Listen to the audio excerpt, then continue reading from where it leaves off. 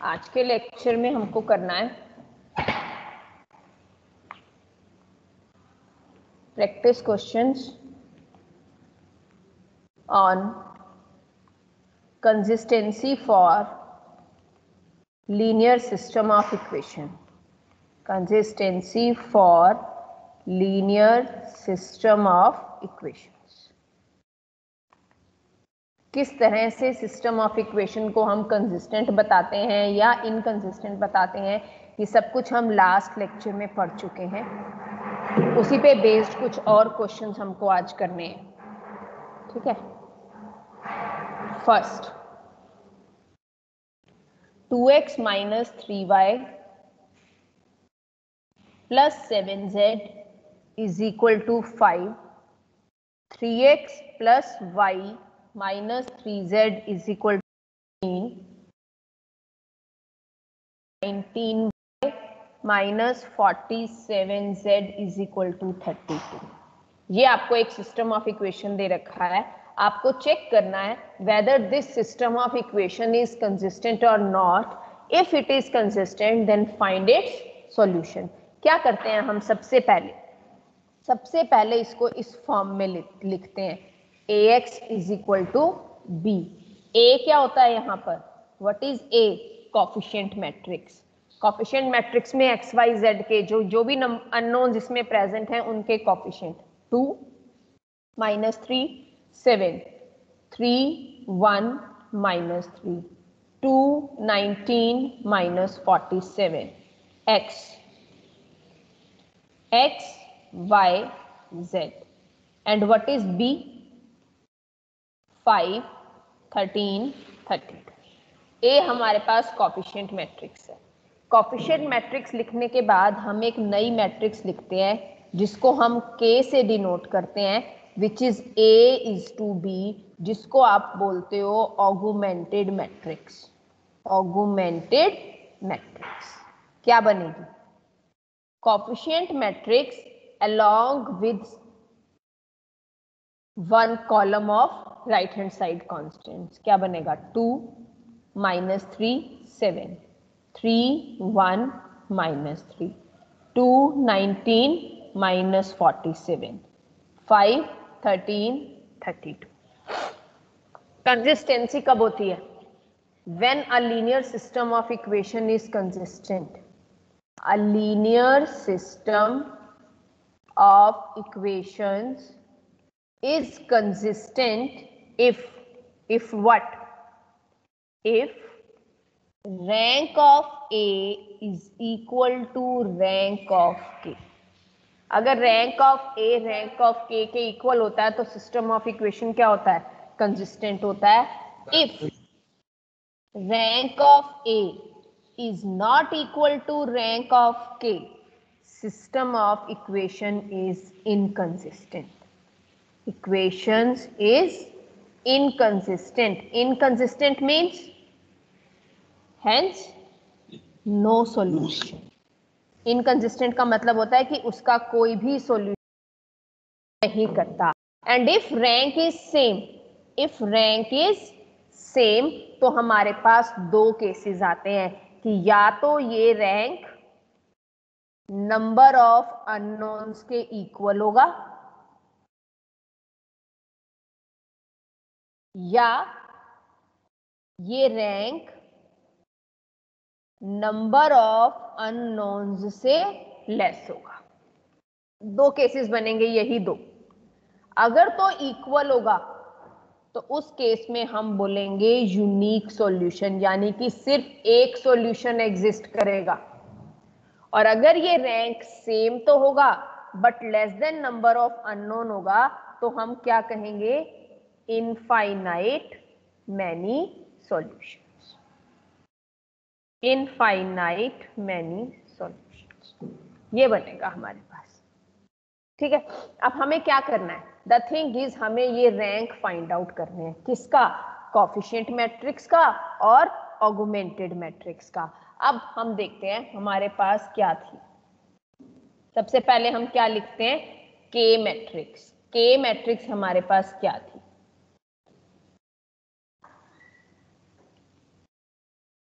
5 5, 13, 32। वापस चल ले प्रीवियस पेज पे। 2 - 3 7, 3 1 -3। 2 - 3 7, 3 1 -3। और देखो थर्ड रो क्या थी, 219 -47। अच्छा, अब रैंक निकालने के लिए क्या करूं? रैंक निकालने के लिए क्या करूं? रैंक कैसे निकालते हैं? रैंक कैसे निकालते हैं? इसको अपर ट्रायंगल एक्लियन फॉर्म में कन्वर्ट करके, इसको रो एक्लॉन फॉर्म में चेंज करते हैं। ठीक है, रो एक्लॉन फॉर्म मतलब फर्स्ट रो का पहला अपर ट्रायंगुलर मैट्रिक्स, यानी ये जो डायगोनल एंट्रीज हैं, इन डायगोनल एंट्रीज के नीचे वाली सारी एंट्रीज क्या बनानी है? 0। इसको 0 बनाना है, इसको 0 बनाना है। तो अगला हम लगाते हैं R3 को R3 - R1 लगा दो, क्या बनेगा? 2 - 3 7, 5, 3 1 - 3 13 लगाओ। 2 - 2 0, 22 -54, 32 - 5 27। अब मुझे इसको भी 0 बनाना है। इसको 0 कैसे बनाऊं? R2 को 2R2 - 3R1, R2 को 2R2 - 3R1, तो वो एंट्री मेरी 0 बन जाएगी। देखो क्या बनता है। R2 चेंज करनी है ना, R1 तो सेम रहेगी, तो R1 तो लिख लो, R3 भी सेम रहेगी, वो भी लिख लो। अब बनाओ, R2 को 2R2 - 3, 6 - 6 0, 2R2 2 - 3R1 11, 2R2 -6 और -21 -27। यहां करो क्या बनेगा? 2R2 26, 26 में से 15 गए, कितना बच गया? 11। ठीक है यहां तक? Is it clear? अब किसको 0 बनाना है? इसको। अब इसको 0 बनाने के लिए R3 को R3 - 2R2, क्या बन गया? 2 - 3 7, 5 11, 0 11 -27 बनाओ 0। 0 बन गया। इसको 2 से मल्टीप्लाई करूंगी, इसमें से माइनस करूंगी, ये भी 0। इसको 2 से मल्टीप्लाई करूंगी 22, 27 में से माइनस करूंगी, कितना बच गया? 5। अच्छा, रो एक्लॉन फॉर्म बन गई ये, या कुछ अभी बाकी है? रो एक्लॉन फॉर्म बन गई ये या बाकी है कुछ? बन गई बोलो। बन गई। बताना एक रैंक ऑफ के कितना है। रैंक ऑफ जब ए देखना है तो हम क्या करते हैं, हम इस कॉलम को हाइड कर देते हैं, और जब हमें के का रैंक देखना है तो हम इसको इंक्लूड कर लेंगे। सपोज ये कॉलम नहीं है, अब बताओ ए का रैंक कितना होगा? 2 2 as number of non-zero rows in row echelon form, ये लिखना है, in row echelon form format A are 2। ठीक है, रैंक ऑफ के में हम इसको इंक्लूड कर लेंगे। अब बताओ कितना होगा? Number of non zero rows in row echelon form for matrix के आर कितनी है? 3। क्यों? क्योंकि एक भी एलिमेंट अगर पूरी रो में नॉन जीरो आ गया तो उस रो को हम क्या बोलते हैं? Non zero row. तो रैंक कितना हो गया? 3। अब बताओगे rank of A is not equal to rank of K, what does it mean? What does it mean? No solution. No. No solution. Hence system of No equation solution. is, yes, system of equations is inconsistent, which implies no solution. यहां तक clear है? ठीक है? Yes ma'am. चले इससे आगे। हाँ जी ma'am. अब हमने दो केसेस डिस्कस कर लिए है ना, कौन कौन से? एक यूनिक सॉल्यूशन का और एक नो सॉल्यूशन का। ठीक है, अब एक इनफाइनाइट सॉल्यूशन वाला केस बाकी है। अच्छा सपोज बताओ मुझे, अगर ये वाली एंट्री भी 0 होती, इन दैट केस क्या होता? सपोज ये जो 5 लिखा हुआ है, हाँ हो जाता है तो तो मैम रैंक ऑफ ए और rank of unique solution ma'am दोनों 2 होता। इनफाइनाइट सॉल्यूशंस होते हैं। यस, इनफाइनाइट होता अगर है। ये भी 0 बन जाता तो यहाँ पर भी 2 आ जाता, तो दोनों का रैंक तो सेम हो जाता, लेकिन वो नंबर ऑफ अननोन से लेस होता। नंबर ऑफ अननोन कितने हैं? नंबर ऑफ अननोन कितने हैं? 3 और हमारे पास रैंक कितना आता? 2। तो अब जब भी रैंक नंबर ऑफ अननोन से कम आएगा तो हम क्या बोलते हैं? System of equation will have infinite solution. Many solution. और फिर वो इनफाइनाइट सॉल्यूशन हम निकालते कैसे? जब भी इनफाइनाइट सॉल्यूशन आता है तो किसी एक वेरिएबल को आपको कुछ एज्यूम करना पड़ता है और फिर उसकी टर्म में बाकी सारे वेरिएबल्स निकलते हैं।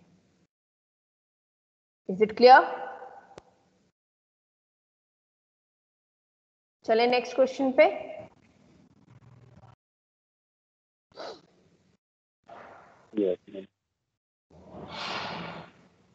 चलिए देखिए आज का सेकंड क्वेश्चन। ठीक है,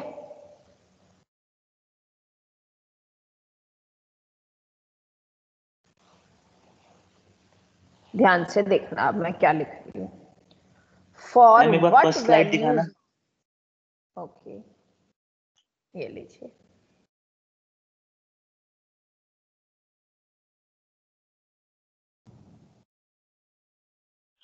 हो गया ma'am, thank you ma'am. For what values of lambda and mu, for what values of lambda and mu, the equations, ध्यान से देखना, the equations 2x plus 3y plus 5z is equal to 9, 7x plus 3 2z is equal to 10, and third is 2x plus 3y plus lambda z is equal to mu. 2x plus 3y plus 5z is equal to 9, 7x plus 3y minus 2z is equal to 10, and 2x plus 3y plus lambda z is equal to mu.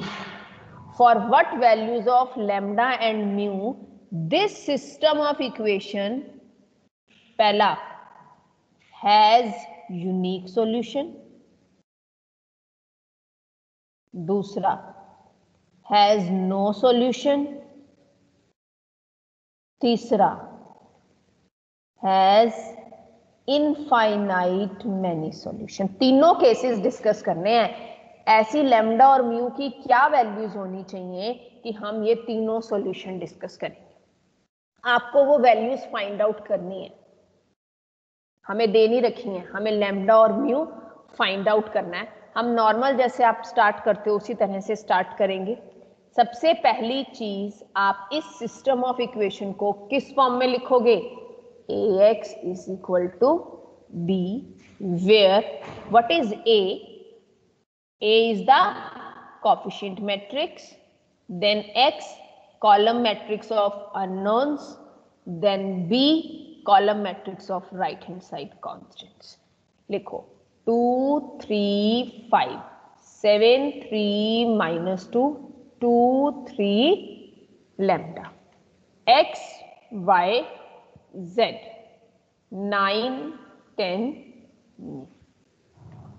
Next step क्या होता है? Augmented matrix. Augmented matrix के, जिसको आप कैसे लिखते हो? A:B. क्या लिखा जाएगा बोलो?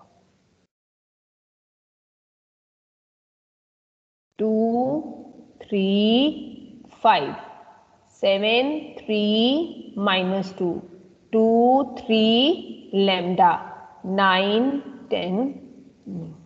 कुछ नहीं करना हमें, ये तो हम बाद में देखेंगे लैम्डा और म्यू क्या है.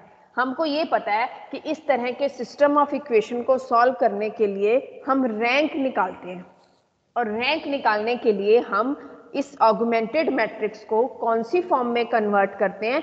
रो एक्लोन फॉर्म में. और आपको रो एक्लोन फॉर्म में कन्वर्ट करना है. वो रो एक्लोन फॉर्म में आप कैसे कन्वर्ट करोगे? By applying elementary row operations. अब हमें क्या क्या करना है? हमें इसको 0 बनाना है, हमें इसको 0 बनाना है, हमें इसको 0 बनाना है ना? यही करना है. बताओ क्या ऑपरेशन लगाऊं?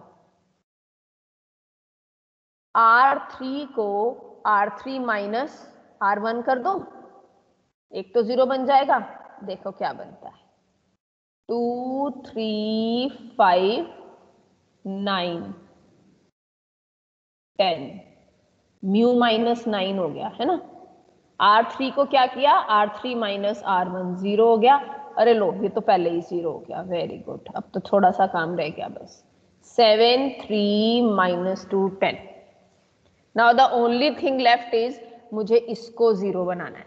और इसको 0 बनाने के लिए मैंने क्या ऑपरेशन लगाया? R2 को 2R2 माइनस 7R1. हाँ जी, यही बनेगा. R2 को 2R2 माइनस 7R1. बनाओ क्या बनता है? R1 तो एज इट इज लिख दो, R3 भी एज इट इज लिख दो. अब बनाओ, ये 0 बन गया. इसको 2 से किया और इसको किया, क्या बच गया? 6 माइनस 21 माइनस 15. इसको 2 से किया -4. इसको 7 से किया 35 -4 माइनस 35 माइनस 39. इसको 2 से किया 20 माइनस 63 कितना हो गया? -43. देखो ठीक है, ये कैलकुलेशन एक बार चेक कर लेना बेटा.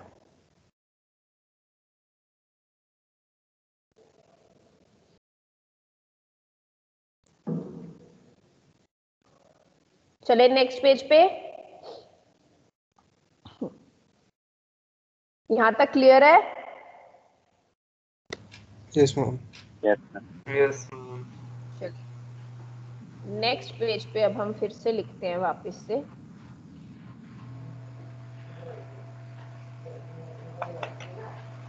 के क्या आई थी हमारे पास?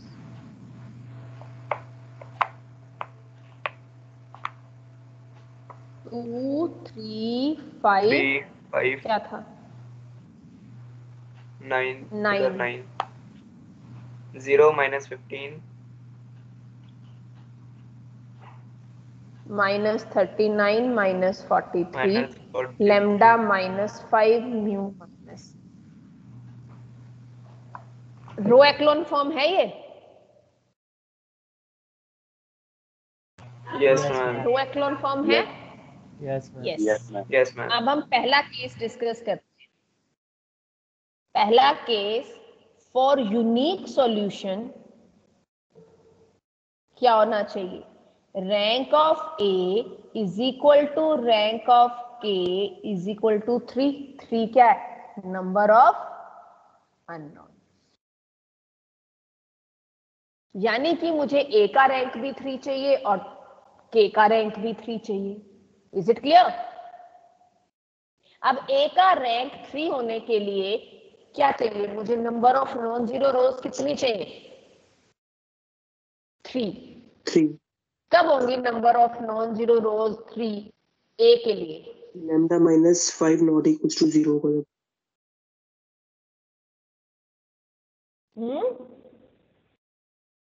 लैम्डा -5 नॉट इक्वल टू 0 जब लैम्डा नॉट इक्वल टू 5 यानी lambda is not equal to, ठीक है। और rank of K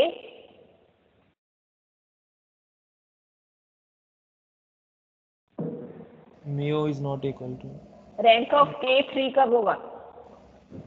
mu not equal to 9 mu is not equal to 9,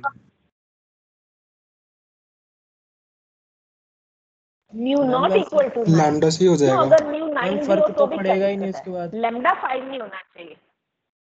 listen, yes yes, हाँ बिल्कुल। देखो अगर ये वाली टर्म नॉन जीरो हो गई, if it is non zero, तो ये चाहे जीरो चाहे नॉन जीरो, हमें क्या मतलब, हमारे लिए तो पूरी रो नॉन जीरो हो गई ना। फिर चाहे हम ए के लिए काउंट करें चाहे हम के लिए काउंट करें। इसका मतलब lambda is not equal to 5, mu can take any value. Mu 9 भी हो सकता है, 9 नहीं भी होगा तो भी चलेगा, 9 होगा तो भी चलेगा, रैंक यही रहेगा, सिचुएशन नहीं बदलेगी। Is it okay? Is it okay? Yes ma'am, yes ma'am, for unique solution lambda should not equal to 5, mu can take any value। पहला केस डिस्कस हो गया, पहला केस डिस्कस हो गया। म्यू बिलोंग्स टू आर होगा ना। अब चलते हैं केस 2। हाँ, फॉर नो सॉल्यूशन क्या होना चाहिए? Rank of A is not equal to rank of K. Rank same नहीं होना चाहिए। अब बोलो, अच्छा if lambda is equal to 5 तो रैंक ऑफ ए क्या होगा? 2, 2,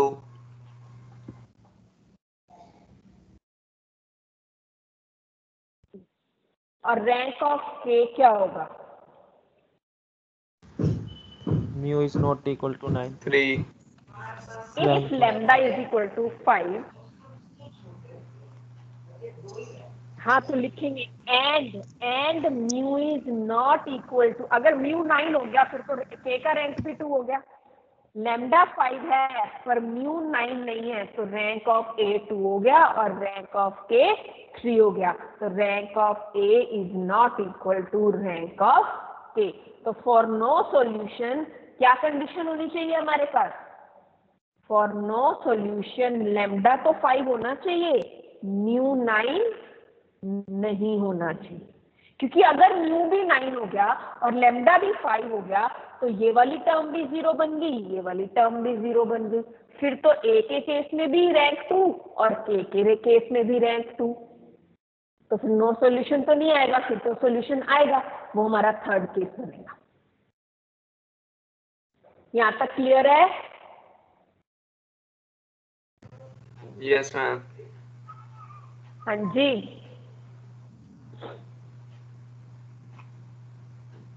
केस थर्ड क्या है? For infinite many solution. और एग्जाम में जो क्वेश्चन आता है ना वो मोस्टली ये लैम्डा म्यू वाला आता है। फॉर इनफाइनाइट मैनी सॉल्यूशन क्या है कंडीशन? रैंक ऑफ ए और के सेम होने चाहिए but less than N. N कितना है हमारे पास? 3, ठीक है। If lambda is equal to 5 तो रैंक ऑफ ए कितना है? 2। म्यू इज इक्वल टू 9 तो रैंक ऑफ के कितना है? 2, अगर लैम्डा भी 5 और म्यू भी 9 तो ये वाली दोनों टर्म क्या बन जाएंगी? 0। और अगर ये दोनों टर्म 0 बन गई तो ए की number of non zero rows भी 2 और के की number of non zero rows भी 2, तो रैंक कितना हो गया 2। तो rank of A is equal to rank of K तो आ गया, but it is less than 3।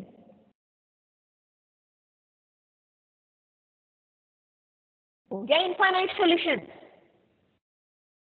हो गया? Yes, ma'am. Yes. हाँ जी।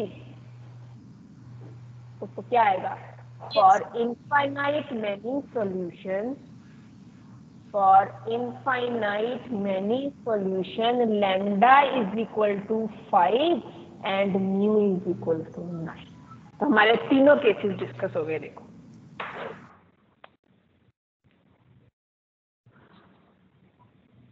Is it clear? हाँ जी, Yes, ma'am. Yes, ma'am. Clear है? किसी को कुछ पूछना है यहाँ तक? No, ma'am. No, ma'am. अभी हम कल का लेक्चर और देंगे इसी टॉपिक पे, और क्वेश्चंस करेंगे, और हो सकता है कल के लेक्चर में आप में से कोई क्वेश्चन करे, तो इसलिए तैयार रहना। कॉपी पेन साथ में लेके मैं स्क्रीन